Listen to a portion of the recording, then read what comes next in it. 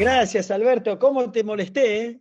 No, que va al revés, que yo, bueno, no tengo redes sociales, lo teníamos que haber hecho hace tiempo, pero bueno, al final lo hemos podido hacer a través de Zoom.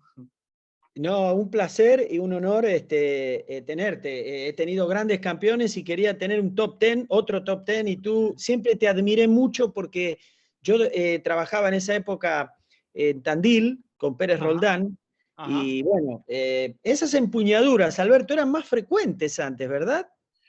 Bueno, eran un poquito más frecuentes. También yo creo que el circuito, sobre todo para los argentinos, para los españoles, para los hispanos en general, que nos dedicamos quizás un poquito más a la tierra en aquel entonces, esas empuñaduras ayudaban un poquito a que el efecto de nuestros golpes fueran más liftados y fueran más incómodos a la hora de enfrentarnos a los adversarios. Hoy en día el juego es mucho más rápido, es mucho más potente y yo creo que los jugadores hoy en día pues, son más versátiles, saben jugar en todo tipo de pistas, se adaptan muy bien y hace que las empuñaduras pues, sean un poquito más continentales, por así decirlo.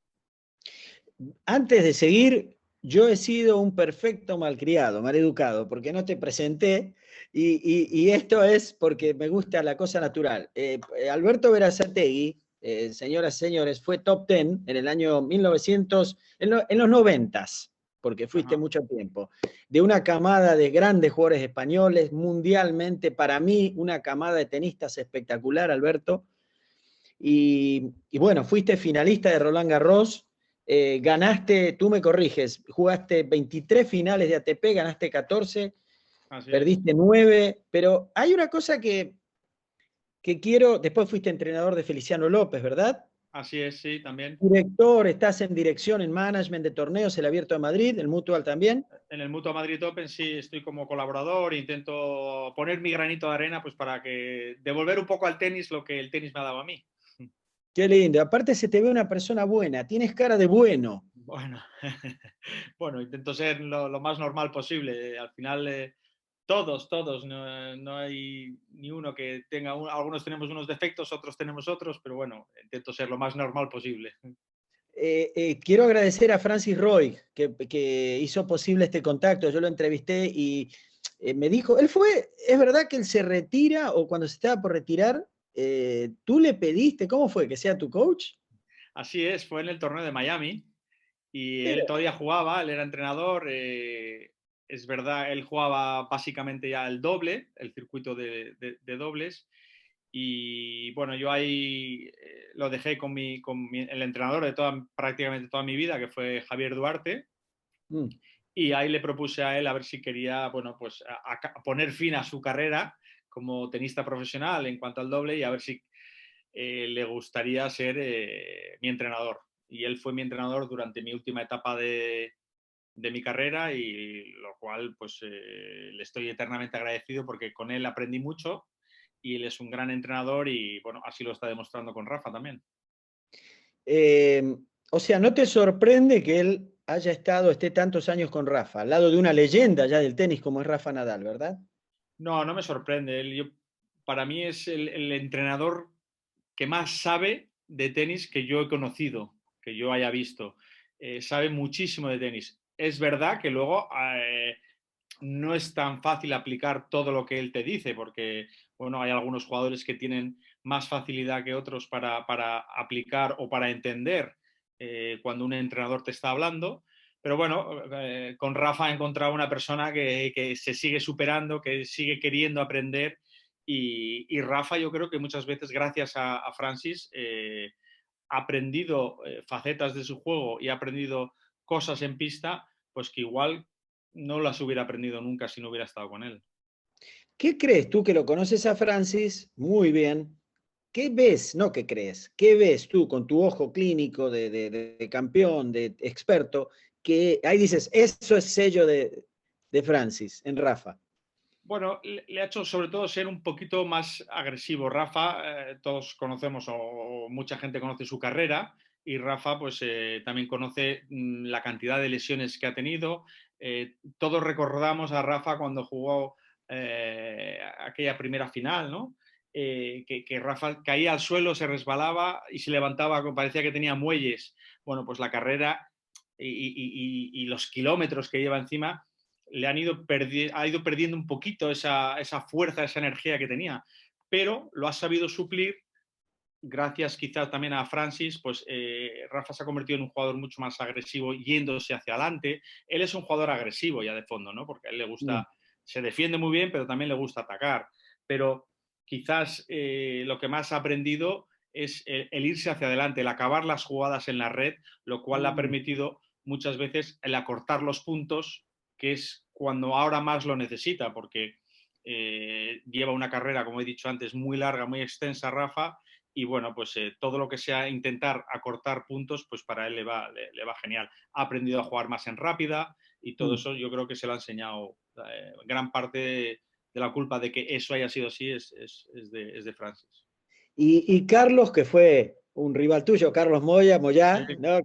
Otra gloria para mí, otra leyenda, y un caballero, además, tuve oportunidad de conocerlo. A ti te conocí en el 94, 93 en Argentina. Ajá, Yo estaba viajando ahí con algunos peruanos, Alejo ajá. Aramburú, Tato Noriega, Sí. eh, buenos jugadores. Y fuiste muy amable conmigo, te tomaste una foto y no sé si llegaste a la final, puede ser, de ese torneo en Buenos Aires o lo ganaste, ¿no? Con Costa.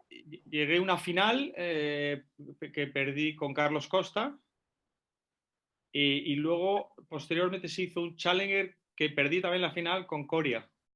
Ah, no, yo estuve en el de Costa. En el de Costa, sí, En sí, el de sí. Costa. Esa Y final bueno, fue para mí, te diría que fue mi primera final de ATP Tour. Yo creo que era el último torneo del año, yo tendría 18, 19 añitos mira, y esa fue mi primera final.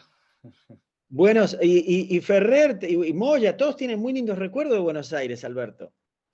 Sí, sí, al final todos nos sentimos muy a gusto. Y Buenos Aires siempre dicen que es la ciudad más parecida a Madrid. Al final, yo Y creo es que así para ti, di la verdad. Yo vivo en California, ojo, soy argentino, pero así, ya fui. ¿Es verdad o exageramos los argentinos? tiene muchas similitudes. Al final yo creo que tiene parques como Madrid, quizás Mm. Buenos Aires tiene más y más grandes, pero yo creo que la propia ciudad, los edificios, toda esa majestuosidad que se ve en Buenos Aires también se puede apreciar en Madrid. Y en definitiva, los jugadores españoles nos sentimos muy a gusto allí, ¿no? Yo creo que los argentinos y los españoles nos parecemos mucho a nivel Mm. de carácter, a nivel de pensamiento y en la pista igual. Somos grandes luchadores y somos personas que yo creo que desde pequeños nos han enseñado los valores, nuestros padres ya nos los enseñaron así, valores muy fuertes de entrega, de capacidad de sacrificio, y eso ha hecho que Argentina, tanto Argentina como España, hayan sacado tantos jugadores, ¿no? Pero lo de España es muy difícil de igualar. Yo lo reconocí siempre, son muy superiores para mí a Argentina. Siendo yo coach argentino, lo reconozco. Bueno, aquí tuvimos yo creo que quizás la gran suerte, obviamente nuestro referente, nuestro Mm. primer referente fue Manolo Santana. Eh, Perdóname, hoy puse un post ajá, en Facebook y en Instagram sobre él, sobre el estilo, pegando open stance, unas posturas atléticas, porque todo el mundo cree que Djokovic lo hace, pero lo hacía ajá. Manolo en los 60. Claro, imagínate, lo hacía con otras condiciones, otro material, otro cordaje, otras bolas. Quizás era más difícil antes de hacerlo, ¿no? Pero bueno, todos tenemos, como comentaba, ese referente a Manolo, ¿no? Y nuestro referente, o por lo menos el mío, cuando yo empezaba, fue Emilio Sánchez, ¿no? Mm. Y yo creo que ahí empezó un poquito el boom de todos los que vinimos detrás de Emilio. Y tuvimos la gran suerte, aquí en España el tenis estaba básicamente concentrado en Barcelona, ¿no? Que es donde estaban las academias, donde sigue estando la Federación Española de Tenis. Y tuvimos la gran suerte que en el año 92, bueno, bastantes años antes, a Barcelona le conceden las Olimpiadas. Entonces, Ok, claro. a partir de ese momento se invierte muchísimo dinero en todos los deportes. En este caso, en el tenis, uno de ellos, y las grandes empresas eh, toman parte de ello y empiezan a sponsorizar a grupos de competición importantes y a partir de ahí es cuando empiezan a salir jugadores de varias categorías, sobre todo de la que me predecía a mí, que era Tomás Carbonell, Carlos Costa, Francis, Javier Sánchez, Mm. etcétera, etcétera. Y por debajo nuestro, en mi categoría, estaban Alex Correcha, estaba yo, Albert Costa, y a partir de ahí vinieron todos los demás, Moya, Ferrero, bueno, cuantos, ¿no? Pero lo que han hecho muy bien, yo creo que en esa época, o se hizo muy bien en esa época, sobre todo por parte, para mí, de los entrenadores y por parte de los jugadores. Yo, por ejemplo, cuando yo tenía 17 y 18 años, Javier Duarte, que era mi entrenador, me llevaba a entrenar con Jordi Arrese, me llevaba a entrenar con Emilio, me llevaba a entrenar. Y esa época, esa edad es fundamental. Yo creo que entrenar con gente que sea mejor que tú, con gente que esté en el circuito, porque al final es el ritmo que tú te vas a encontrarlo Mm. después en el circuito. Y esa edad con 16, 17, 18, que esos jugadores te permitan y quieran entrenar contigo, es básico. Así lo hicimos después nosotros con los que venían por detrás nuestro. Yo lo hacía con Carlos Moyá, lo hacía con Galo Blanco, lo hacía con jugadores como Fernando Vicente, y porque yo entendía que si conmigo lo hicieron, yo también, pues, aparte que a mí me venía muy bien para entrenar, o sea, no es que estés quedando con un niño que no sepa dar a la pelota, ¿no? Estás quedando con gente que ya sabe jugar muy bien al tenis, pero que a ellos les va a venir muy bien para el día de mañana, porque ese ritmo de bola quizás cuando juegan entre ellos es bueno, pero necesitan un ritmo superior. Y eso es lo que yo creo que los entrenadores aquí en España han hecho muy bien. Bueno, los entrenadores y los profesionales que han querido pues, o quieren jugar siempre con juniors o con gente un poco más joven porque les va bien entrenar y porque entienden bueno, pues, que la generación tiene que seguir, ¿no? ¿Tienes conocimiento, Alberto, que se hace ahora eso con los Alcaraz, con los chicos que están saliendo? Ha cambiado un poquito porque el tenis, como te decía, antes en España estaba ubicado básicamente en Barcelona y antes Mm. era todo mucho más fácil. A raíz de que sale Ferrero, y Ferrero sale de la escuela valenciana, por así decirlo, Ferrero antes, cuando salía un chico bueno en España, de la provincia que fuera, se le reclutaba hacia Barcelona y Mm. aquí estaba la federación, estaba el CAR, que se le llama Mm. aquí, que es el Centro de Alto Rendimiento, y aquí formaban, pues, o entre academias o el Centro de Alto Rendimiento, los chicos se alojaban aquí y aquí entrenaban en Barcelona. Eso a raíz básicamente de Ferrero empieza a cambiar. Ferrero decide, no, yo no quiero ir a Barcelona, yo me quiero quedar en Valencia y él entrenó allí con su entrenador de toda la vida, con Cascales, y Mm. luego posteriormente pues vino ya Rafa Nadal, que ha sido el sumum, ¿no? Pero claro, ha coincidido dos fenómenos que es Mm. muy difícil que coincidan, ¿no? Y a raíz de ahí han empezado a salir ya, se han creado escuelas, academias, se ha copiado mucho el modelo de Barcelona, tanto en Mallorca como en Valencia, incluso en Madrid, y eso ha hecho que hayan salido jugadores por toda España, ¿no? E incluso en Alicante hay ahora muy buena escuela pues entrena también Alcaraz. Bueno, Alcaraz se ha trasladado a Valencia, que está con Ferrero, pero en Alicante también hay muy buena escuela. Y bueno, se están haciendo las cosas muy bien. Muchos pensábamos que, bueno, es que con Rafa se acaba. Pues parece que no. Ahora está saliendo Alcaraz, ha salido Davidovich, Jimeno también está, es un chico que juega muy bien. Yo creo que tenemos saga para rato, tenemos tenistas para rato y de la talla de Rafa, difícil, pero bueno, jugadores Mm. muy buenos yo creo que vamos a seguir teniendo. Qué bien te expresas, realmente muy buen orador. Eh, Bueno, no, no, en serio, muy claro, me encanta escucharte. Alberto, ¿tú consideras que el Pato Álvarez y Luis Bruguera marcaron una tendencia, una época en la enseñanza? Y te agrego otra pregunta, y si pondrías al tío Tony dentro de ese paquete, llamémoslo así, o a otro entrenador, o solo a ellos dos. hombre, está claro que marcaron una época. Eran así mismo, como he dicho antes, que Emilio fue una referencia. Bueno, pues Bruguera, obviamente, ha sido top tenista mundial, uno de nuestros mejores tenistas de todos los tiempos, también españoles.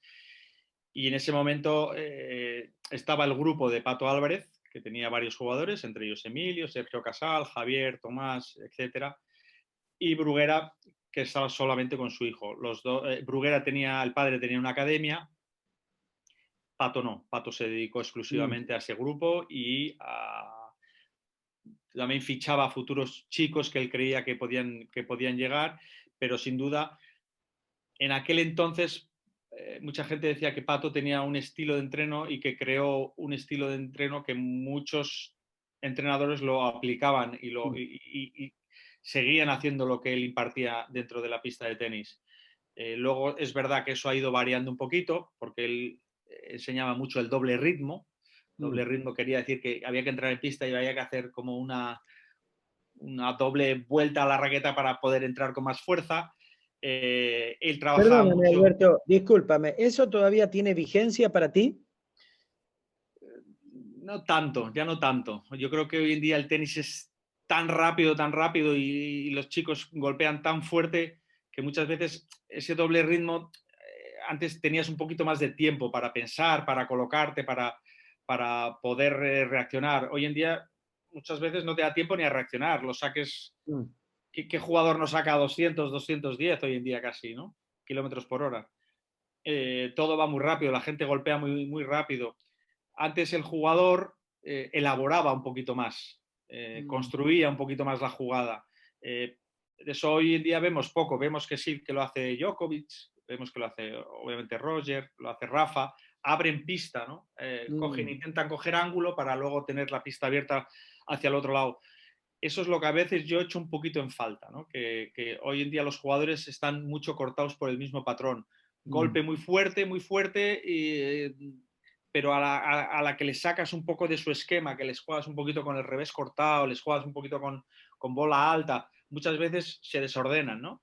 Pero bueno, volviendo a lo de antes, fueron sin duda dos referentes, Luis Bruguera y Pato Álvarez.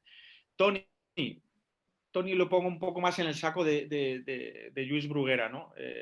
Tony ha sido un entrenador de un jugador único, de Rafa Nadal, un gran entrenador y sobre todo a nivel, yo creo que el papel de Tony lo más importante que ha hecho es tener al superjugador que ha tenido y saber en todo momento conocerle muy bien, al final es su tío, ¿no? Conocerle muy bien a nivel mental y saber tener a Rafa con los pies en el suelo toda su vida, ¿no? Yo creo que ha ejercido de entrenador y casi de medio padre, ¿no? Yo creo que, y Rafa lo ha entendido así, y Rafa, lo que es increíble, el carácter que tiene, que ha sabido asimilarlo, ¿no? Y ha sabido decir, bueno, es mi entrenador, pero también es mi tío, le tengo que tener un respeto, y Rafa, tal y como es, respeta a todo el mundo, porque podía haber sido una relación difícil. Y Tony en eso yo creo que ha sido muy, muy bueno, ¿no? Pero ya te digo, yo creo que tanto Luis como Tony han sido dos entrenadores quizá para un jugador. No han, ninguno de los dos ha sacado, por así decirlo, otro jugador, ¿no? Han estado prácticamente toda su vida o todas las carreras de los chicos con ellos. En cambio, Patos ha estado con muchos jugadores. A día ya les no sigue, pero yo creo que Pato ha conseguido sacar mucho de muchos jugadores. Qué bueno. Vuelvo a Moya, porque te hablé de Moya, de Carlos, cuando te dije de Buenos Aires, y así como te pregunté de Francis, ¿qué ves, Alberto, uno de tus ex rivales, que le ganaste, ¿verdad, a Carlos, que le aportó a Rafa, al juego de Rafa? Bueno, yo creo que ha aportado, pues mira, una de las cosas más importantes y que le faltaba quizás a Rafa, el servicio, ¿no? Yo creo que ha conseguido de una forma u otra que Rafa saque un poquito mejor, que saque puntos gratis, un golpe que él, para la altura que tiene, quizás era el golpe más débil que él tenía, ¿no? El saque, porque no conseguía, es verdad que ganaba puntos, pero muchas veces, sobre todo con el segundo, se le quedaba muy corto, le atacaban muy fácil, ¿no? Yo creo que Moya, Carlos le ha aportado al final, no sé si Carlos o entre Carlos y Francis y el tío, pero bueno, al final lo han conseguido, pero sí que es verdad que en la época de Moya es cuando ahora está sacando yo creo que mejor. yo creo que le aporta también, yo creo que muchos puntos de vista, ¿no? Yo creo que al final el tenis o casi todos los deportes de detrás de la barrera se ve mejor que desde dentro, ¿no?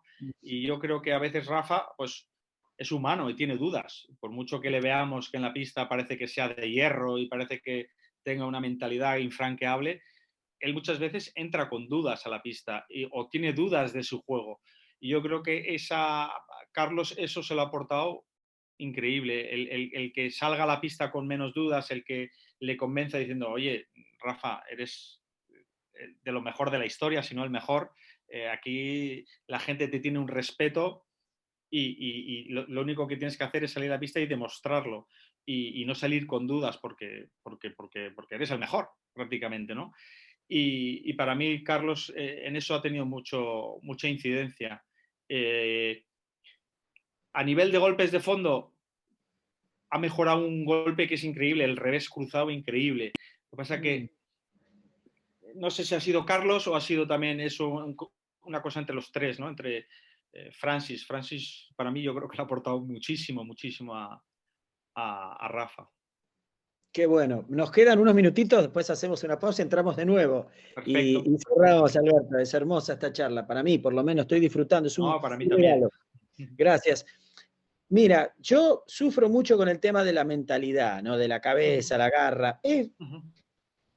Tú estuviste adentro, ahora estuviste adentro de la selva, como digo, y ahora estás mirando afuera de la selva. Así es. ¿Cuánto se puede enseñar, mejorar la cabeza de un jugador y cuánto eso lo trae el jugador de la cuna, Alberto?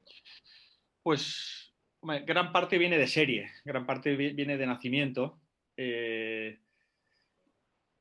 Lo que pasa es que para mejorar uno tiene que querer mejorar. Eso es básico. Pero sí que es verdad que se puede mejorar, pero siempre tienes que ser receptivo.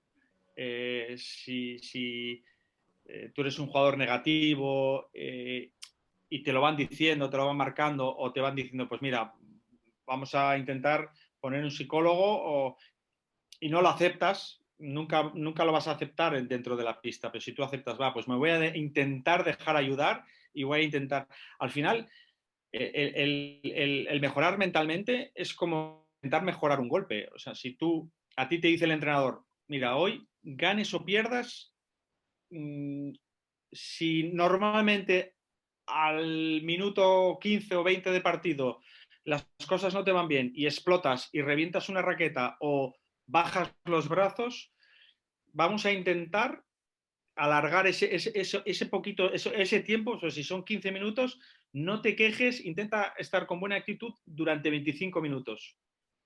Al de 3 días, venga, ahora vamos a intentar media hora. Eso, si vas alargando el tiempo, al final serás capaz de estar una hora, hora y media, por lo menos concentrado. Hay ejercicios que se pueden hacer fuera de pista para concentración, pero sobre todo yo creo que donde más se mejora y donde más, porque es donde más nervios sufres, porque es donde la cabeza te va más rápido, es en partido. Y si tú eres capaz de, venga, el primer día, aunque pierdas, voy a estar intentando concentrado, voy a correr, las voy a intentar meter todas y si me ganan, me han ganado, pero voy a lucharlo sin quejarme, pero eso es un proceso que un jugador mismo tiene que hacerlo dentro de pista. Es como yo recuerdo, a mí Javier Duarte me decía, cuando yo estaba con desconfianza y entraba a un partido, me decía, mira, lo que vamos a hacer es, tú corre por la pista y mételas dentro. Si te ganan, te han ganado, pero tú intenta meterlas dentro, todas las que puedas. Y muchas veces perdía. Pero bueno, yo me basaba en eso, venga, voy a meter, y si tenía la oportunidad yo de mandar con la derecha, pues apretaba un poquito más, hasta que cogía un poquito más confianza. Si conseguía ganar ese partido, eso sin quererlo, porque no había hecho un gran entreno, pero al siguiente partido yo ya salía con más confianza, con lo cual se transmitían que yo ya jugaba mejor. Si lo conseguía hacer durante varios partidos, me presentaba al segundo torneo o tercero jugando a un nivel muy alto, sin haber hecho gran cosa al final. Simplemente es, al principio, cuando no tienes confianza, corre, mételas y no intentes hacer demasiado. No intentes buscar el mejor tiro, no intentes hacer el golpe que no estás acostumbrado. Intenta meterlas, correr y ya poco a poco verás como tu nivel de juego va aumentando. Pues a nivel mental es un poco parecido, ¿no? Tienes que intentar, aunque las cosas no te estén yendo bien, te tienes que autoforzar a callarte, a estar en pista concentrado, y decir, venga, va, siguiente punto. Y decir, y aunque te vengan pensamientos negativos, decir, pero ¿cómo puedo fallar esta bola? Pero si esta bola es fácil. No, olvidarte, enseguida, olvidarte de ese punto y al siguiente. Y eso es un proceso que al final, poco a poco, vas ganándole tiempo al partido, vas ganándole tiempo a ti mismo y te hace que sin querer, sin darte cuenta, mejores mentalmente. Pero uno tiene que querer, si no quiere es imposible. Y la última preguntita, te doy 2 minutitos porque no nos va a quedar tiempo, después seguimos. Antes que se nos corte, Alberto, Alison nos va a avisar desde Florida. ¿Crees en los psicólogos deportivos? Es un poco lo de antes, ¿eh? Yo ahora, después de haberme retirado, sí que creo más. Cuando estaba yo al final de mi carrera tuve psicólogo y no creía tanto. Y cuando yo tenía las charlas con él, con el psicólogo que yo tenía, sí, le escuchaba, pero no me creía lo que me estaba contando, ¿no? Y realmente a mí, pues quizá no me ayudó porque yo no estaba predispuesto a escucharle o a intentar hacer lo que él me dijo, ¿no? Pero sí que yo creo que en muchos casos un psicólogo va bien, va muy bien porque te aporta cosas, te aporta técnicas de a veces de relajación, incluso en pista, se pasan muchos nervios. Ese minuto que hay cuando estás descansando, pues si sigues unas pequeñas pautas te pueden ayudar. Cuando acabas un punto, estás, por ejemplo, estás con tu servicio, momento delicado del partido y, y el psicólogo te ha dicho, pues mira, cuando llegue este momento que tú sufres, porque tú previamente, obviamente se lo has debido contar al psicólogo, ¿no? Lo que te pasa. Cuando llegue este momento, pues mira, te das media vuelta, vas a la valla, cierras los ojos y piensas en, no sé, en otra cosa. Lo vimos, lo hacía mucho Sharapova, lo que pasa es que lo hacía un poco exagerado, que se daba media vuelta, se ponía así ella, o miraba fijamente a la raqueta, se concentraba mucho y se ponía a sacar. Pues yo creo que sí yo creo que en definitiva yo creo que sí que aportan y ayudan. Pero deben saber de tenis, ¿no, Alberto? No sé, es una opinión mía ya personal. No sé, ¿tú estás de acuerdo o no conmigo? Si Porque que saben de, entiendan si, algo del deporte, ¿no? si saben de tenis, mejor, pero por lo que acabas de decir, exacto, que entiendan de deporte, ¿no? Al final es como tener un entrenador de tenis, pero que haya sido jugador de béisbol toda su vida, ¿no? Si puede ser el psicólogo que haya ido unido al deporte, pues mucho mejor porque te va a entender mejor, porque él ha vivido esa experiencia seguramente, ¿no? Y va a saber entenderte mejor. Si has sido un psicólogo matrimonial, pues Claro. igual no te entiende tan esa situación, ¿no? Como la garra que tuviste con Agassi en Australia. Buah. Bueno, pero antes de ir a esa historia, porque el tiempo se pasa muy rápido, Alberto, y gracias nuevamente. Hicimos un pequeño break. Eh, ¿Cómo se entrenaba antes y cómo se entrena ahora, Alberto? Esto le gusta mucho a los entrenadores, a los jugadores saber, en una época de grandes campeones como la tuya, entrenamiento, ¿eh? Entrenamiento. Bueno, quizás antes predominaba más por lo menos aquí, se cogían grandes carros de bolas con, no sé, 100, 200, 300 bolas y los entrenadores nos tiraban muchas bolas, hacíamos muchas repeticiones. Era mucho de repetición, repetición, repetición. Eh, Posteriormente se fue incorporando los controles, jugabas contra otro jugador y hacías controles pues cruzados o contra cruzado, luego el movimiento, un jugador se quedaba estático y movía al otro jugador. También se hacía con los tríos, dos en la volea y uno en el fondo. Yo creo que eran entrenos más físicos que hoy en día, ¿no? Se entrenaba mucho físico, pero en pista. Yo creo que eso ha ido evolucionando.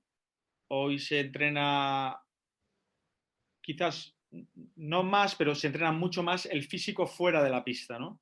Yo creo que ha ganado muchísima importancia los jugadores están preparados muy bien, tienen equipos detrás a nivel preparador físico, fisios, incluso nutrición, que les hace exprimir mucho su talento o todo lo que llevan dentro a esos jugadores, pero en definitiva yo creo que antes, también en la época en la que yo entrenábamos mucho en tierra, básicamente los entrenos estaban basados en tierra batida y no tanto en rápida, y la forma de entrenar en un sitio o en otro es un poquito diferente, ¿no? Pero me refiero a nivel de pista. Pero ya digo, yo creo que antes se entrenaba mucho más físico en pista, a nivel venga, 500 bolas y tenías que aguantar hasta que tu cuerpo no diera más, derecha, revés, y así estar, pues igual, un cuarto de hora golpeando bolas. Eso te daba un gran físico, y hoy en día quizás se hacen más controles y luego se predomina mucho el partidito este de entreno que se hace, un set, 2 sets, se juega mucho. Sobre todo eso se juega normalmente por las tardes, pero intentas quedar con jugadores de tu talla o mejor para hacer ese mini partidito, y lo intentas hacer lo más real posible, porque al final es lo que tú vas a encontrar en el circuito, ¿no? Si lo juegas de forma muy descendida y sin la garra que hay que ponerle, pues no te va a servir de mucho. Ahora, Alberto, viste que salen estadísticas ahora de los 4 primeros golpes, 70 y pico por ciento, que los puntos terminan. Pero veo que a veces confunde un poco a los jóvenes que juegan muy apurados, creyendo que tienen que definir el punto. ¿Cómo ves eso? Demasiado. Yo creo que hay que trabajar los puntos, ¿no? Al final, o sea que hoy en día el tenis se ha convertido en tanta fuerza. Hay jugadores que golpean tan fuerte, con tanta virulencia, que intentan acabar, como tú bien dices, el punto en 2, 3 puntos, 2, 3 golpes. El saque, yo creo que hoy en día se entrena mucho más el servicio. El servicio se ha convertido en un arma muy potente para todos los jugadores. Antes también lo era, lo que pasa que no se entrenaba tanto el servicio, porque también es verdad que no conseguías tantos puntos con el servicio, porque el material no era tan bueno, porque los cordajes no eran tan buenos, y al final pues no se entrenaba tanto quizás el servicio, por lo menos en la época... Perdón, que tengo aquí... Tenemos un visitante. A lo mejor no está de acuerdo. Tenía que al perrito que quería marcharse, perdona. A lo mejor no está de acuerdo. No le sentó bien, que es lo que dije. Ahí está. Oh, aquí. Y bueno, total, que en definitiva antes se entrenaba, yo creo que más elaborando las jugadas, se entrenaba también conociendo un poquito a los rivales a los que te ibas a enfrentar. Antes el circuito estaba, yo creo que, diseccionado en dos, ¿no? Éramos los especialistas en tierra batida y los especialistas en rápida. Es como que podías seguir 2 circuitos. Tú podías jugar todo el año el circuito de tierra batida, y el jugador de pista rápida básicamente podía seguir todo el año jugando en pista rápida y no venir a los torneos de Europa o de Sudamérica, ¿no? Por ahí entrenábamos mucho, los de tierra entrenábamos mucho otro perfil de entreno que los de rápida, pero hoy en día eso se ha unificado muchísimo más. Yo creo que los jugadores no elaboran tanto las jugadas, excepto los 3, 4, 5, 6 de arriba, que esos te vuelven loco. Y el nivel medio está muy parejo, a la que ya antes te lo he comentado. Yo creo que hay muchos jugadores a la que les cambias un poquito la forma, la estrategia de jugar, como que hay un momento en el partido que no saben qué hacer, ¿no? Y eso se echa un poquito de menos, que la argucia que antes teníamos, el cómo intentar buscar el punto por aquí y por allá, abrir pista para un lado, para el otro, el intentar sacar a tu adversario atrás de la pista, al fondo, para luego intentar meterte tú dentro de la pista. Pues todo eso como que se ha ido perdiendo un poco, porque ahora no te da tiempo. El resto, los jugadores de segundo saque ya se meten 1 metro, 1,5 metros dentro de pista. y ya te empiezan a avasallar y los puntos como que no duran mucho. ¿Quién fue o quiénes fueron esos jugadores que ya veías en tu época que jugaban parecido a los de ahora? Que dirías, esos ya fueron unos adelantados. Agassi, Agassi yo creo que fue quizás el jugador pionero en eso, ¿no? El que no te daba tiempo a pensar. ¿Y cómo le ganaste, Alberto? Pues cansándole. lo gané. Lo gané cuando él, la única vez que le gané, que fue en Australia, lo gané cuando él empezó a bajar su ritmo. Cuando él estaba... Pero, perdón, no me gusta interrumpir, pero para que la gente sepa, perdiste 6-3, 6-3 los dos primeros sets. A eso venía, ¿no? Ah. Cuando él estaba en pleno apogeo y él no me dejaba ni respirar, 6-3, 6-3 para él. Me cogía mi revés muy fácil, yo de derecha le aguantaba, pero de revés me costaba un poquito más y ahí no me daba tregua. A la que él bajó un poquito y yo pude entrar más con mi golpe bueno, ahí es cuando empezó a cambiar el partido. Él se empezó a cansar y al final el que mandaba era yo.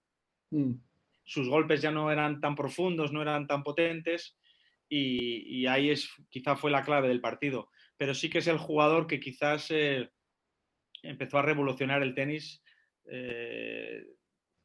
por lo rápido que jugaba. No te daba tiempo prácticamente nada, cogía la pelota muy pronto. Era un Nishikori mejorado. Sí, Qué Nishikori bueno. juega así que no te da tiempo porque juega en la línea de fondo. Eran jugadores que no les gustaba retrasarse, no perder la línea de fondo y intentar jugar un metro por delante de la línea de fondo y no les gustaba nada cuando tenían que salirse para atrás y eran jugadores que no les gustaba mucho correr, les gustaba a ellos siempre mandar. Y cuando a un jugador así le haces correr es cuando se empieza a sentir incómodo. Pero no es fácil porque ellos son normalmente los que mandan y llevan el punto. Ríos, háblame de Ríos, que muchos, Safin, muchos que entrevisté me dijeron es el mejor, uno de los más grandes talentos de la historia del tenis. Sin duda, sin duda. Un talento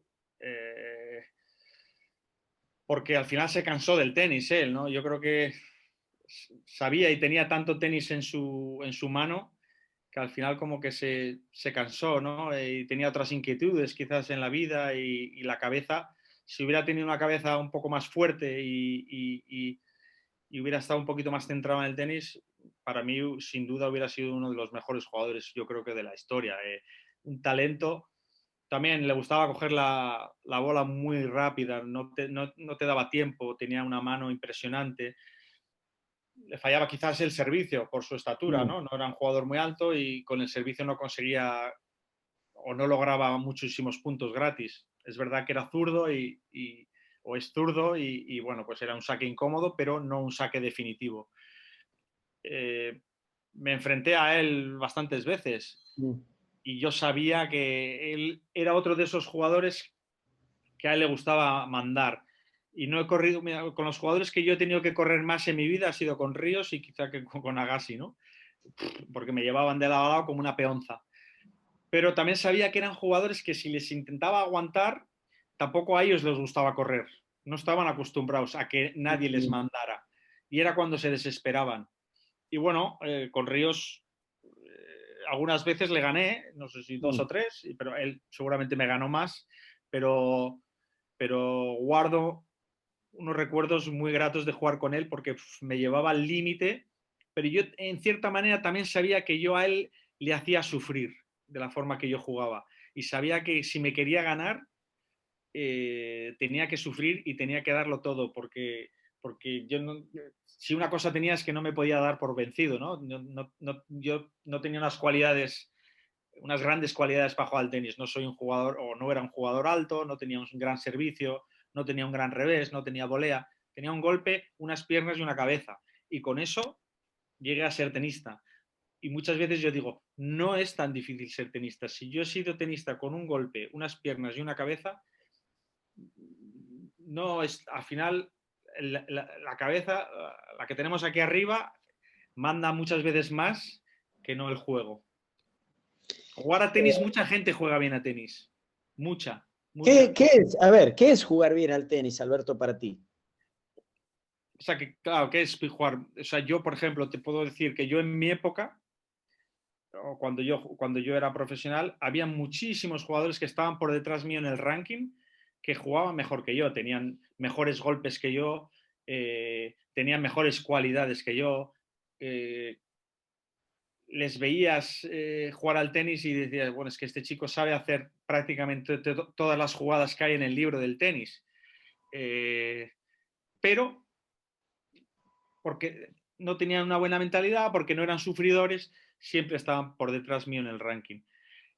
Un jugador que a mí me recuerda mucho a ese tipo de jugadores que hoy en día todos le conocemos y tiene un talento impresionante, pero no es tan fuerte mentalmente y eso le hace que no sea el gran jugador que podría ser. Lucas Puig. Para mí es un jugador que tiene un talento increíble, que podría llegar a ser, bueno, ya demostró, ¿no? Que a Rafa le ganó también en el US Open haciendo un tenis magnífico. Yo creo que es un jugador que, ya te digo, podría estar ahí arriba, pero bueno, la cabeza pues le juega una mala pasada. Nick Kyrgios, otro jugador que tiene un talento, juega de aquella manera, pero al final tiene el talento y sabe hacer muchas cosas con la bola y con su juego, pero la cabeza le juega una mala pasada muchas veces y no está tan arriba como pudiera estar. Pues eso es a lo que me refiero yo. Yo con mucho menos, no me comparo a estos dos tenistas, pero con mucho menos yo en mi época llegué mucho más alto que tenistas que eran mejores que yo y que tenían más talento que yo. Yo no tenía un gran talento para jugar al tenis. Tenía un gran Alberto, golpe, pero no un gran talento. magnífico, porque el tiempo es impresionante como vuela. No te quiero presionar, ¿eh? No, ¿Me regalarías después de estos 30 minutitos más? sí, hombre, claro que sí, sí. Bueno, gracias. Pues le tengo que avisar a Alison para que nos prepare Ajá. después otra, eh, otros 30 minutos y te mando el email. Muy bien, muy bien. Gracias. No, no, porque me gusta. En Instagram Live va, ¿me entiendes? Pero el Zoom, como hay que prepararlo, hay que. Ok. Escuché, leí que muchos dijeron Djokovic se parece a Gassi. ¿Estás de acuerdo o no? Yo creo que no. Yo creo que no. Se parece más a Gassi, quizás, por así decirlo, Nishikori, como he dicho antes, de la forma que juega, de la forma que eh, lo rápido que coge la pelota, que no Djokovic. Eh, Djokovic le da un poco más tiempo a la pelota, ¿no? Le puede jugar más retrasado. Yo creo que Djokovic siempre viene de atrás hacia adelante, ¿no? Obviamente no voy a descubrir nada diciendo que el talento que tiene Djokovic, ¿no? Djokovic para mí es más fuerte mentalmente que Agassi, para mí. Eh, por muchas veces que le hemos visto que se queja, no sé, pero es un perro viejo y buah, lucha, parece que esté así, pero te las lucha prácticamente casi todos los partidos y parece que está así, pero sigue ahí, sigue. A Gassi le gustaba, quizá no tenía, o no, sí que los tenía, pero no jugaba con tantos ángulos. Djokovic te puede jugar con muchos más ángulos. De derecha te abre la pista, te puede tirar al cuadrito de saque, de revés, también te lo puede hacer. Es muy inteligente Djokovic en pista. Incluso últimamente ha incorporado que se va también bastante a la red. A Gassi no le gustaba ir mucho a la red. Iba a la red prácticamente cuando el punto estaba ya definido o cuando ya te tenía muerto. Djokovic muchas veces le vemos que hace incluso saque red, saca mejor Djokovic que Agassi. Para mí son jugadores totalmente diferentes. Alberto, perdón, excelente, muy claro. Me gusta escucharlo de un top 10. Ahí te envié en un chat Sí, el meeting ID para el próximo, los otros 30 perfecto, minutos. ¿Bien? Y el paso. perfecto. Ahí está. Bueno, ahí estamos, porque esto no lo voy a tener así nomás, entonces hay que aprovechar, que todos aprovechemos esto tan lindo. ¿Kirios y Ríos se parecen? No, yo creo no. Bueno, no se parece, no. Eh, no se parecen. Para mí, los dos tienen un gran talento. Quizás Ríos más talento de fondo de pista, obviamente, que Nick Kyrgios y fuerza bruta. Nick Kyrgios tiene mucha más fuerza bruta. A nivel mental y de ser más listo, Ríos era un jugador mucho más listo que Nick Kyrgios en pista. Eh, para mí, como he dicho antes, Marcelo quizás como que a ninguno de los dos les encanta el tenis, ¿no? Es la única similitud que yo veo. A Ríos no le gustaba tanto el tenis como para haberse esforzado, para haber continuado siguiendo ser número uno, y a Nick Kyrgios no le gusta porque, sabiendo el potencial que tiene, bueno, le han castigado 20 veces y sigue haciendo las mismas tonterías, y que quizás a veces pienso que las hace a propósito porque es lo que vende, ¿no? O es él que cree que así vende, y hay muchos, desgraciadamente hay muchos chicos pequeños que se fijan en él por la cantidad de tonterías que a veces hace en pista.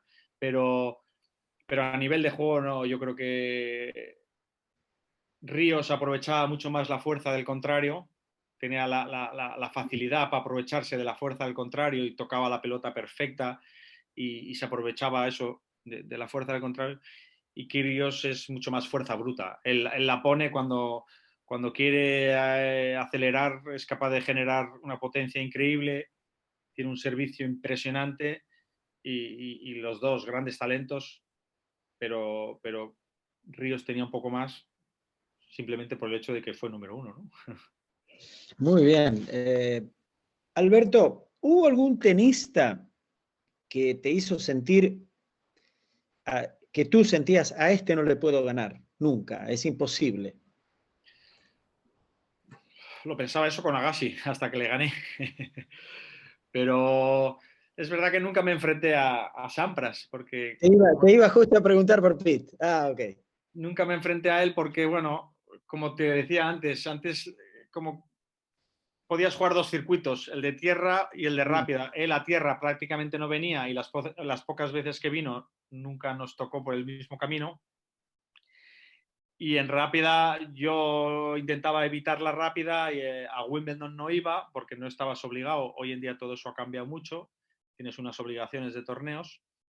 Y en pista rápida, pues bueno, yo no me prodigaba mucho por las rondas finales de los torneos y no me encontraba con él.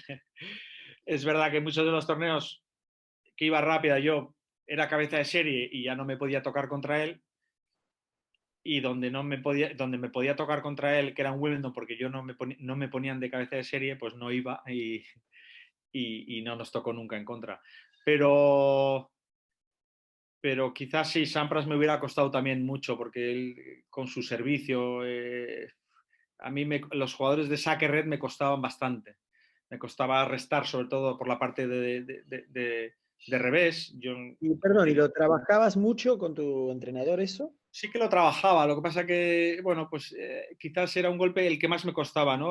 Cuando a mí me sacaba muy fuerte a la zona del revés, el mantener ese golpe me costaba por la empuñadura. Luego, una vez en juego, pues bueno, tenía más tiempo y podía como voltear un poquito más la cabeza de la raqueta y podía sacar un poquito más de topspin. Pero a mí, cuando tenía que golpear muy rápido, cuando a mí me hacían el saque red, me costaba mucho porque, bueno, pues por el tipo de empuñadura que tenían en la zona del revés, que era la misma que tenía con la derecha. Y esos jugadores que me hacían saque red, con eso sufría bastante. Incluso, Pero le ganaste a Rafter. sí, eso te iba a comentar justo antes de enfrentarme a Gassi en Australia, me tocó enfrentarme a Rafter, ¿no? Que te gana el primer set. Que me gana el primer set. Y me había ganado la semana anterior en Sydney, Sí. en el torneo de Sydney. Y dio la casualidad de que justamente en ese Open de Australia, o en esa época, es cuando yo estoy cuando yo estoy jugando mejor en toda mi carrera de revés. Y segundo, que en ese partido yo tenía un revés que cogía dos manos y al final soltaba, ¿no? A una. Era Como Borg, ¿no? Como Bjorn Borg. Parecido, parecido. Wilander también. Mejor Wilander. el revés de él que no el mío, pero bueno. Y Wilander también, Mats Wilander. Y Villander también hacía un poco eso, soltaba al final, ¿no? Yo hacía una cosa parecida, pero justamente en ese partido Rafter tenía un tipo de saque que no tan potente porque no sacaba tan rápido, sacaba muy rápido, pero no sacaba tan rápido como los jugadores de hoy en día que sacan por encima de 200 kilómetros por hora, sino tenía un saque con un poquito con fuerza y con kick, ¿no? Entonces me botaba a mí muy alto y aquí arriba perdía mucha fuerza yo, ¿no? Y me costaba mucho bajar la pelota. Entonces, en ese partido adopté un poquito el intentar restar todo el rato a dos manos, ¿no? Para aguantar un poco la raqueta porque me la doblaba y no le podía hacer daño. Y bueno, al principio me costó, pero poco a poco fui entrando en el partido. Lo que yo quería en ese partido era ponerle a volear muchas veces y de segundas intentar pasarle. Y al final pues lo conseguí, ¿no? Muchas veces tienes que intentar, bueno, pues hacer passing con un potente servicio cuando te viene no es fácil. Entonces decidí, va, pues se la voy a intentar bajar un poquito o que me volee y de segundas intentar pasarle o bien con la derecha o bien con el revés. Y me salió bien, me salió bien. Sí, no, no, seguro. Y para cerrar, te hago la última, porque a la gente le gustan estas cosas. Después vamos a los últimos 30 minutos, Alberto. ¿Con qué raqueta jugabas? ¿Qué peso tenía? Encordado, tensión, cómo, esos temas a la gente, a los tenistas nos encanta saber. De ustedes, los campeones. Pues fíjate que yo era un jugador que no me fijaba mucho en el peso, no me fijaba mucho en el grip, no me fijaba la tensión, obviamente sí. Yo jugaba con la Head Prestige, que a día de hoy sigue existiendo, una raqueta dura, una raqueta que no despide mucho.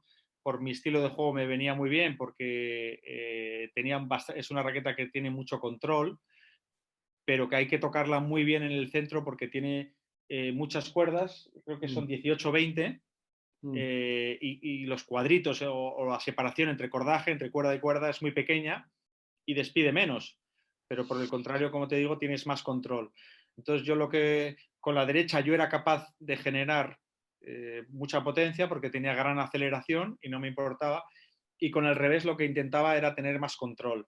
A mí las raquetas, cuando empezaron a salir esas raquetas anchas como la Babolat de Carlos Moyá y todas estas, nunca me llegué a adaptar pues porque en la zona del revés me costaba muchísimo tener control. En cambio, con esta Prestige tenía buen control. Me cambió mi vida profesional cuando cambié de cordaje, empecé a utilizar un cordaje que se llamaba Polyestar, que lo fabricaban en Alemania. Era un cordaje que cuando lo sacabas de la bolsa llevaba una especie de aceite que resbalaba y era un cordaje que durante la primera hora y media conseguías un efecto impresionante y como que despedía muchísimo la pelota, esa potencia que necesitaba para ese tipo de raqueta, ¿no?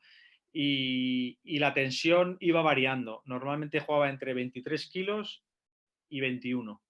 Normalmente entre 22 y 21 era mi tensión en esa raqueta, más bien bajita, porque también necesitaba un extra de potencia. Claro. Hoy en día las raquetas, la gente ves que todo el mundo encuerda entre 25, 28 kilos, más o menos la media. Hay el que encuerda 30, pero bueno, la media van entre 25, 28, 29 kilos, porque estas raquetas ya por sí solas despiden más que las de aquel entonces, ¿no? Eran de marco más estrecho, hoy en día son de marco más ancho y el material ha evolucionado y hoy en día de las raquetas despiden mucho más. ¿El grip te gustaba pequeño, El grip normal? yo tenía un Light 3 y Light sobre 3. eso sobre eso le ponía un overgrip sobre eso. Yo no utilizaba plomo en la raqueta y el peso de la raqueta el que me venía de fábrica. No. Posterior sí que salió que todos los jugadores las mandaban a equilibrar las raquetas, el equilibrio y el peso, ¿no? Yo jugaba tal y como me venía de fábrica. Me adaptaba a la raqueta, más o menos. Yo creo que mis raquetas cada una pesaba diferente. Una pesaba seguramente 360 gramos, 370, la otra pesaba. Pero en eso nunca me fijé. Y el overgrip también, que mi Javier Duarte, mi entrenador, siempre me decía, pero ¿te quieres cambiar el overgrip? Que llevas 3 meses con el mismo overgrip. tampoco me fijaba mucho. Yo no era un jugador muy metódico en Objetivo de eso, esas cosas. no era muy Claro. tiquismiquis en ese sentido y me adaptaba bien a esa situación. Bueno. Alberto, ¿salimos y volvemos a entrar?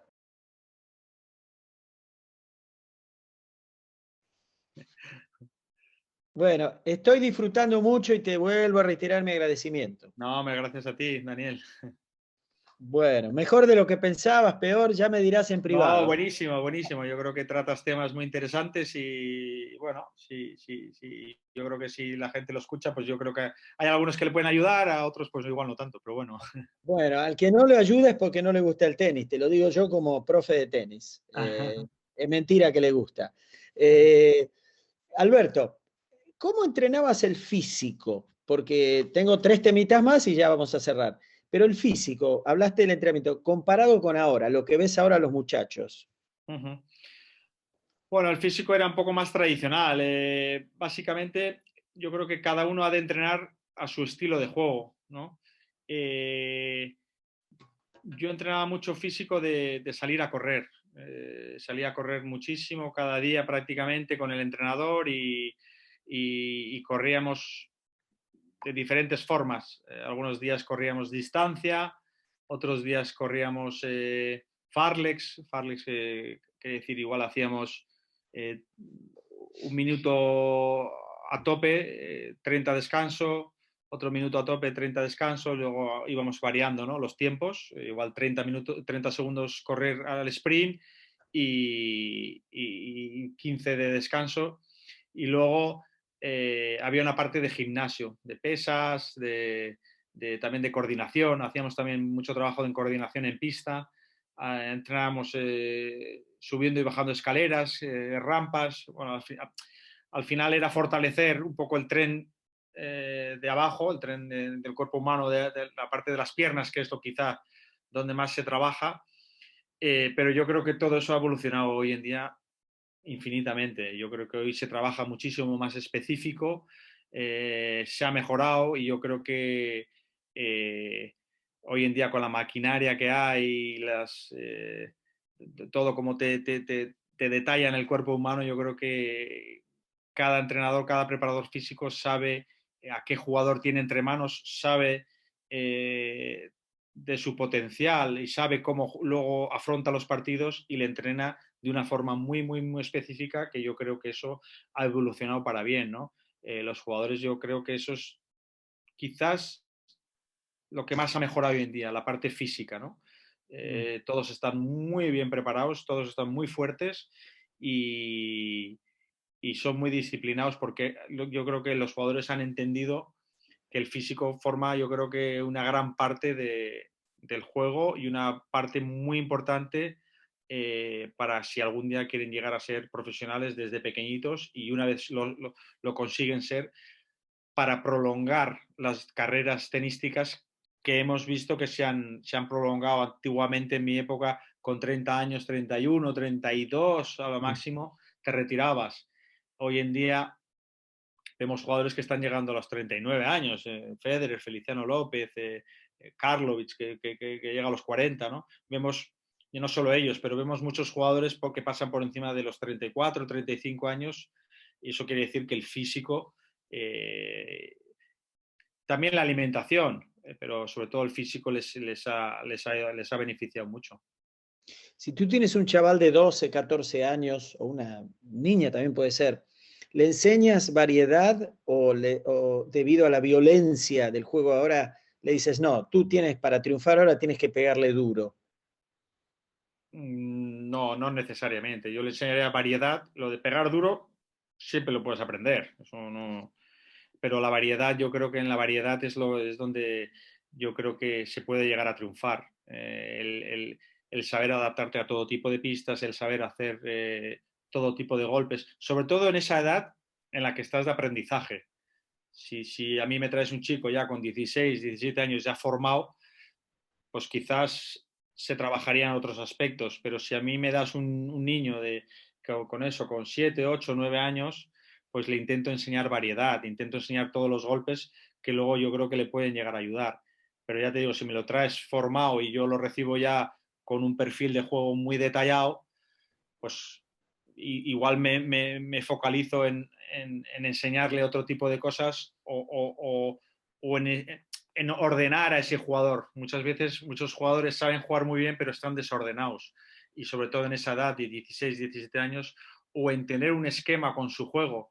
Muchas veces el tener tu propio esquema y mejorarlo al 100% ese esquema, luego a la hora de afrontar un partido, tú sabes cómo tienes que jugar. Tú vas a jugar de tu forma. Es verdad que hay a veces juegos que esa forma igual no te ayudan tanto, pero por lo menos te van a ayudar a que tú dentro de la pista estés ordenado, sabes cómo vas a tener que afrontar cada partido y eso es lo que yo intentaba hacer. Yo tenía un esquema de juego y sobre ese esquema lo variaba muy poco. Lo intentaba perfeccionar al 100% y eso me ayudaba a que yo en pista, fuera de la pista, como te he comentado antes, era bastante desordenado y bueno, pues quizás a la hora de ser el más profesional del mundo no lo era, pero una vez me metía dentro de la pista, yo sabía cómo tenía que afrontar cada partido, sabía muy bien mi esquema de juego y sobre eso incidía y bueno, pues muchas veces me fue bien, otras no tan bien, pero a la larga me fueron más veces bien que no mal. Muy claros, todo, realmente es para escribir. Después tomaré nota, lo escucharé porque me gusta tomar nota, de aprender. Hay dos escuelas. Una que dice primero hay que aprender el control y luego se aprende a pegar duro, y otras como el papá de Agassi y muchos otros que escuché. Uh -huh. Hay que pegarle fuerte, algún día van a entrar. ¿Cómo ves eso? Yo soy de los, yo soy más de lo primero el control y luego pegar, ¿no? Eh, yo creo que se pueden aprender un poco, no unidas y las dos a la vez, pero sí se puede hacer un poco a la vez los dos, ¿no? Se puede durante una etapa de tu niñez coger el control y también, por así decirlo, entrenar a la misma vez la potencia y la fuerza, sobre todo. O sea que a veces la potencia y la fuerza es lo que hablábamos antes, viene un poco como la mentalidad, a veces viene de serie, ¿no? Hay jugadores que tienen la aceleración de nacimiento y aceleran el golpe muy rápido y hay jugadores pues que no aceleran tanto y se aprovechan un poquito más tienen más talento y se aprovechan de la fuerza de sus oponentes o de sus contrarios. Pero yo sin duda soy de los que pienso que yo creo que el control es muy importante porque eso te va a dar que el día de mañana, si tú tienes control, puedas aprender la fuerza.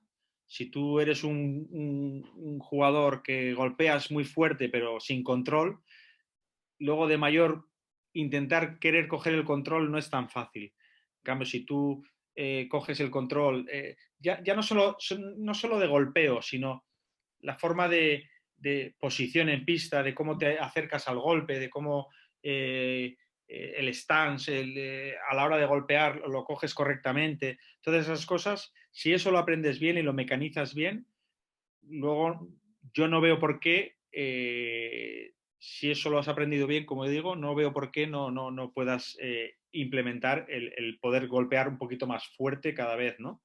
Lo veo, yo por lo menos lo veo más fácil de esa forma. Primero control y luego fuerza, que no fuerza al principio y luego intentar coger control.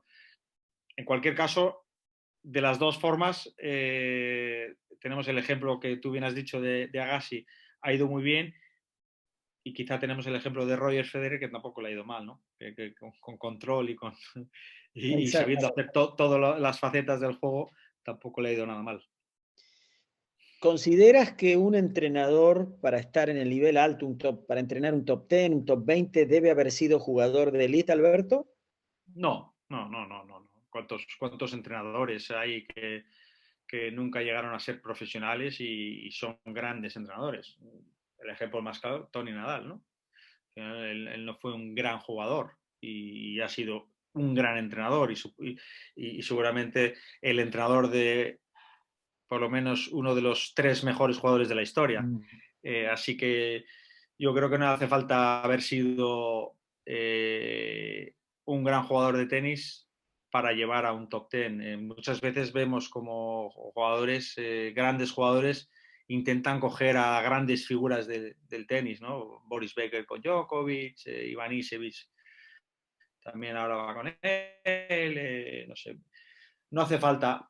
A veces sí que es verdad que igual cogen a esos jugadores para para tenerles un poco el respeto, ¿no? Ese respeto que les han tenido porque han sido jugadores que ellos han visto desde pequeñitos, ¿no?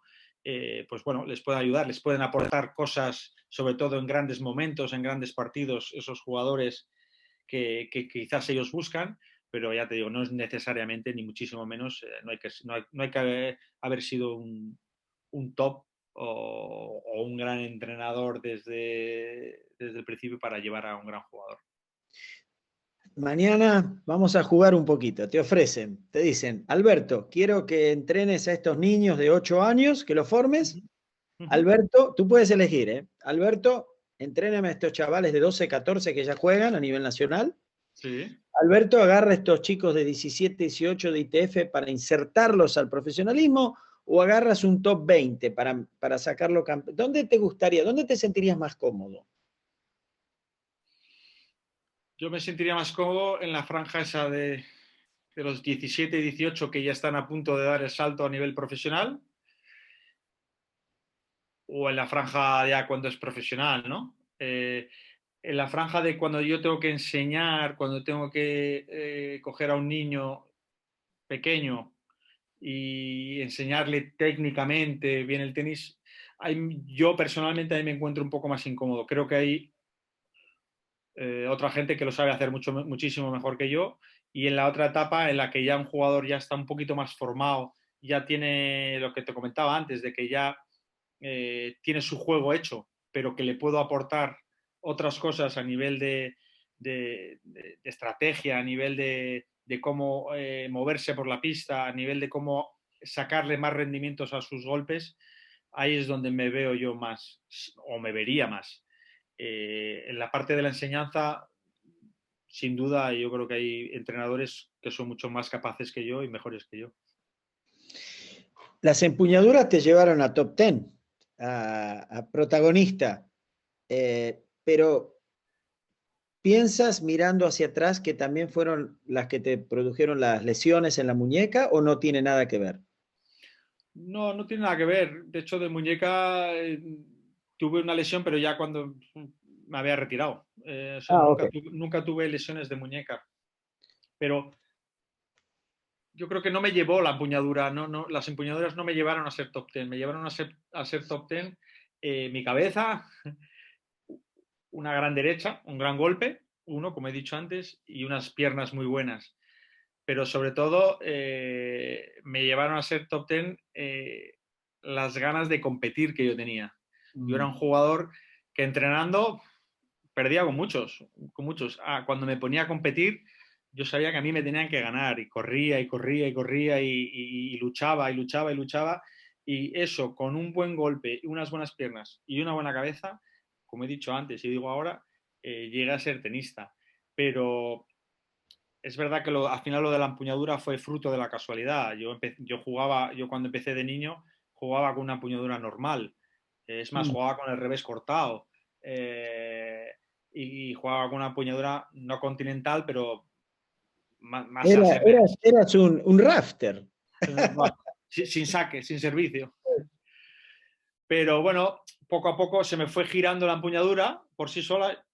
Yo ni me fijaba, pero veía que con esa empuñadura yo conseguía tener más efecto sobre el golpe de mi derecha, conseguía tener más potencia, acelerar más control, no fallaba, y bueno, se me fue girando la empuñadura y al final me quedé con esa empuñadura. Me la intentaron cambiar, yo hubo una época en la que viví en Estados Unidos y me la intentaron cambiar en Estados Unidos, pero ya tenía una edad, era como volver a empezar desde cero y al final pues lo dejaron por imposible y bueno, y gracias a Dios que lo dejaron por imposible porque si no seguramente si hubiera cambiado de empuñadura seguramente no hubiera sido nunca tenista. ¿Disfrutaste, no sé si en la actualidad haces coaching a algún jugador, desconozco,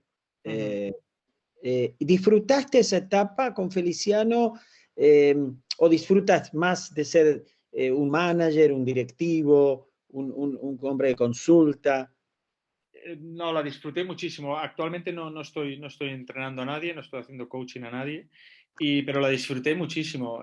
Feliciano me dio la oportunidad de vivir esa etapa, o no fue muy larga, pero viví esa etapa de entrenador y yo lo pasaba realmente muy mal, porque cuando lo veía competir, pues veía que él sufría, yo sufría porque yo quería que ganara, veía que había cosas que se podían hacer mejor, que él muchas veces dentro de pista se enfadaba y yo le intentaba convencer, pero Feliciano, yo ya le cogía a Feliciano con una edad, Feli, no te enfades, tu carrera ya la has hecho, intenta disfrutar más dentro de la pista, intenta no enfadarte.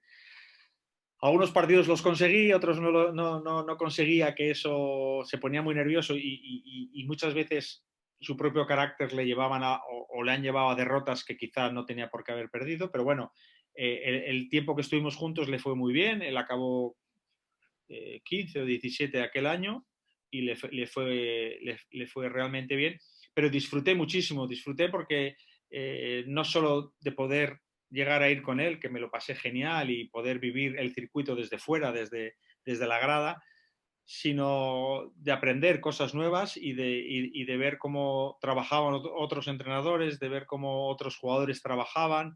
Y bueno, eso lo pude vivir gracias a él y viví experiencias muy bonitas porque, bueno, pues Feli era un jugador que tenía muy buen ranking, iba a grandes torneos y bueno, en definitiva se vive desde otra perspectiva cuando eres jugador a cuando eres entrenador y muchas veces yo me daba cuenta y decía, cuando yo incluso me trasladaba a cuando yo jugaba, wow, de qué cosas nos quejábamos, de qué cosas, de qué tonterías protestábamos y luego ya cuando he sido entrenador lo he sabido ver, ¿no? Y lo he sabido y lo intentaba trasladar a él.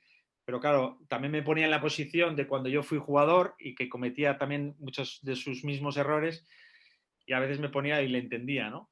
Y luego he tenido la posibilidad ya posteriormente, después de dejarlo o de que no siguiéramos, de poder vivirlo como organizador, no organizador de torneo, pero como miembro del equipo de un torneo, ¿no?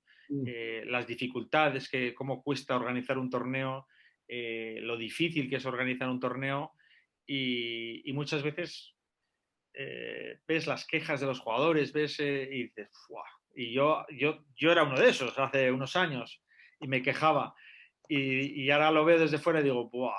Si supierais lo que cuesta organizar, todo lo que conlleva en montar un gran torneo de tenis para que vosotros deis espectáculo, los jugadores, y para que la gente venga a veros, pero si vierais realmente lo que cuesta, igual no se quejarían tanto. Viviste una generación impresionante de tenistas. Cuando estás ahora en Madrid, ¿no? Viendo el comportamiento, me refiero, la educación de los jugadores, ¿ha cambiado? Eh, ¿Cómo es el ambiente de las estrellas, el vedetismo? Todo Yo creo eso, que es ¿o es igual? parecido, ¿eh? Es Ah, parecido, ¿sí? ¿eh?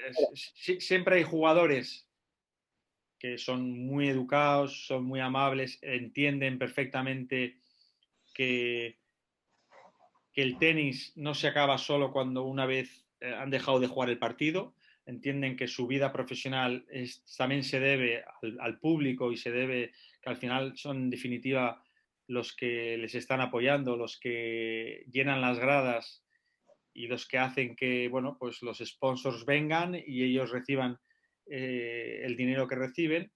Y luego hay los jugadores que no entienden nada, que ellos van a la suya y que ellos, bueno, son estrellas del rock y que, bueno, pues que es verdad que también atraen al público.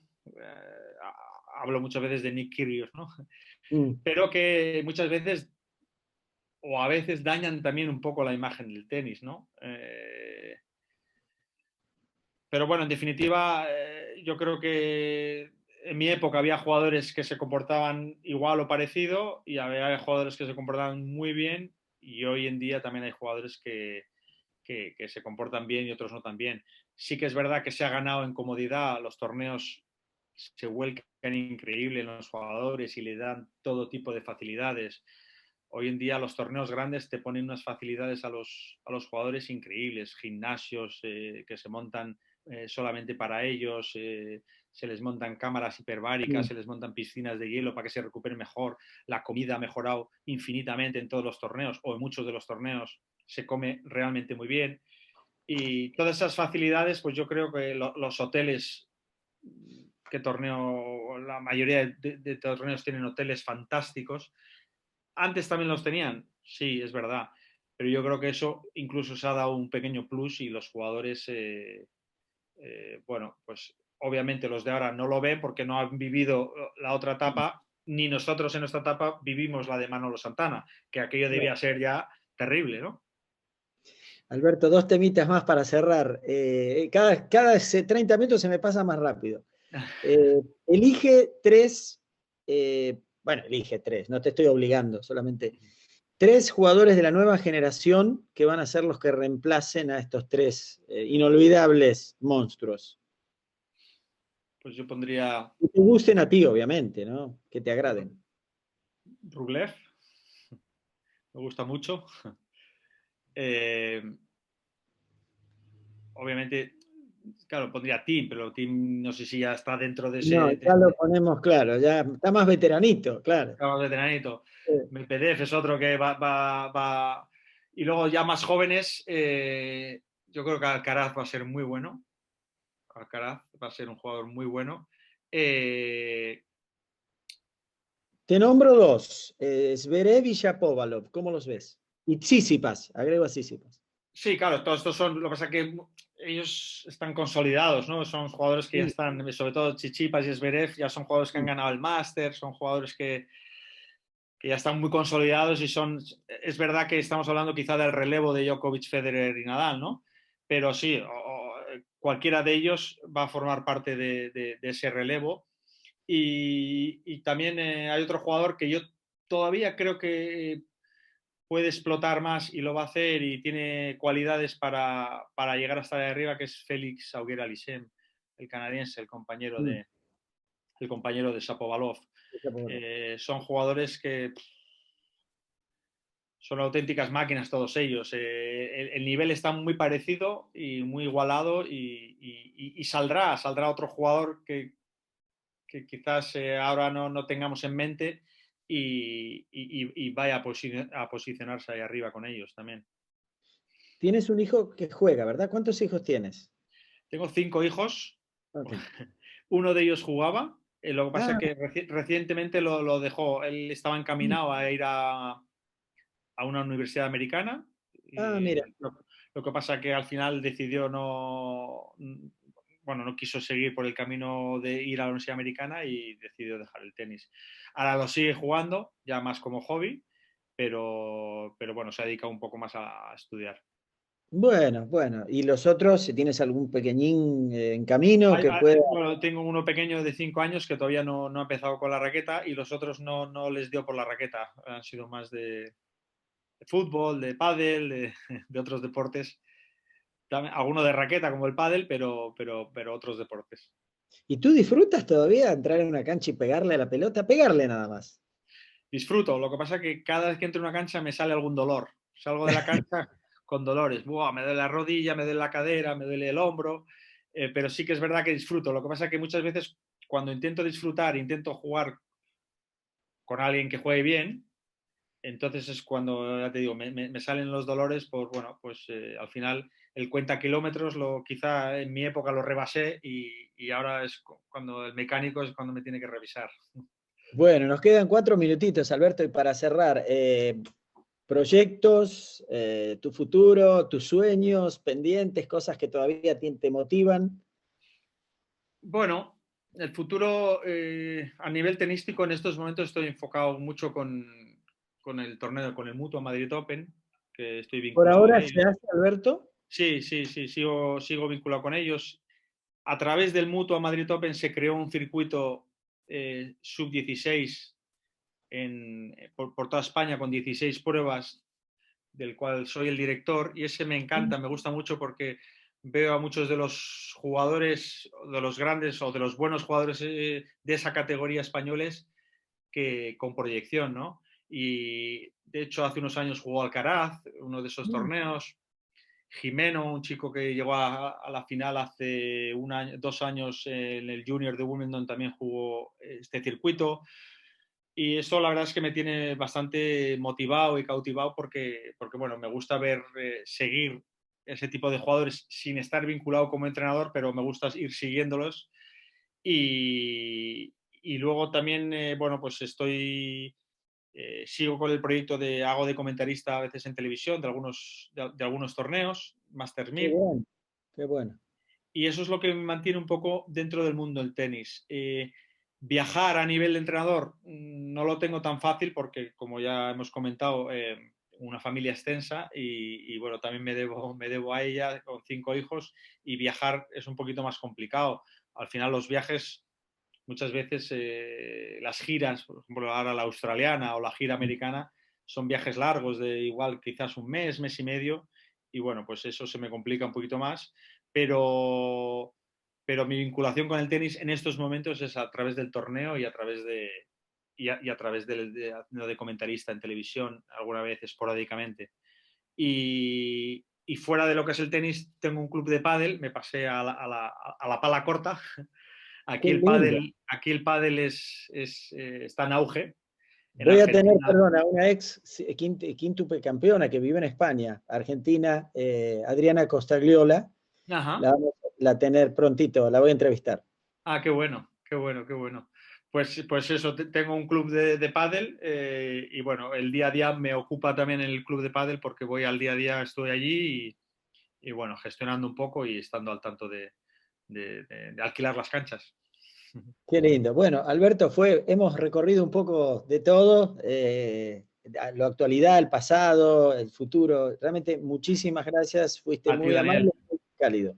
A ti, gracias, Daniel, porque yo creo que este tipo de entrevistas, de programas que como tú haces, yo creo que son muy didácticos y ayudan a la gente y bueno, acercan un poquito más a los que hemos sido tenistas, mejores o Mm. peores, pero nos acerca al público y en definitiva, gracias a ti por hacer esto. No, no, un placer. Y bueno, te deseo lo mejor, muchos cariños y seguimos en contacto, ¿De por acuerdo? lo menos para mantener esto y si voy por España te aviso. Perfecto, muchas gracias. Aquí estás invitado. Gracias, ¿Dónde Daniel. estás? Perdón, no te pregunté en qué ciudad. En Barcelona, vivo en Barcelona, a las afueras de Barcelona, muy cerquita de un pueblo que se llama Sant Cugat del Vallès. Y hincha del Barça. Me gusta el Barça y me gusta el Athletic de Bilbao. Al final yo soy originario de Bilbao y me gusta mucho el Athletic y Bueno. soy seguidor de ambos equipos. Bueno, un gran abrazo, cuídense mucho y muchos cariños a tu familia y muchas gracias. Igualmente, Daniel, muchísimas gracias. Que vaya todo muy bien. Gracias.